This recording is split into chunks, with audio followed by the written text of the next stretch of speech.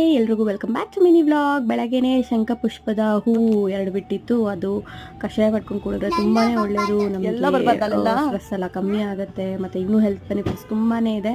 So ಅದಕ್ಕೋಸ್ಕರ ಅದರದ್ದು ಕಷಾಯ ಮಾಡ್ಕೊಂಡು ಕುಡಿದೆ. ಅದಾದಮೇಲೆ ಸ್ವಲ್ಪ ಫಾಸ್ಟಾಗಿ ಏನಾದರೂ ನಾಷ್ಟ ಮಾಡಬೇಕು ಮತ್ತು ಟೇಸ್ಟಿಯಾಗೂ ಇರಬೇಕು ಅಂತ ಹೇಳಿ ಅವರೆಕಾಳು ಹಾಕಿ ಒಂದು ರೈಸ್ ಬಾತ್ ಥರ ಮಾಡಿದೆ. ಸಕ್ಕತ್ತಾಗಿ ಬಂದಿತ್ತು. ಇದಕ್ಕೆ ಮೊಸರು ಬಜ್ಜಿನೇ ಬೇಕಾಗಿರಲಿಲ್ಲ, ಹಾಗೆ ತಿನ್ಬೋದಾಗಿತ್ತು. ಅದ್ರ ಜೊತೆಗೆ ಒಂದು ಸ್ವಲ್ಪ ಪಪ್ಪಾಯನೂ ತೊಗೊಂಡಿದ್ದೀನಿ. ಪಪ್ಪಾಯ ಈ ಸೀಸನಲ್ಲಿ ತಿನ್ನಬೇಕು, ತುಂಬಾ ಒಳ್ಳೆಯದು. ಯಾಕಂದರೆ ಈಗ ಜ್ವರ ಎಲ್ಲ ಬರ್ತಿದೆಯಲ್ಲ, ಆ ರೀಸನ್ಗೋಸ್ಕರ. ಹಾಯ್, ಹೆಂಗಿತ್ತಪ್ಪ ಪಲಾವು ಮೊನ್ನೆ? ಪಲಾವ್ ತಿಂದ ಹೆಂಗಿತ್ತು? ಡೌರಾಡಿ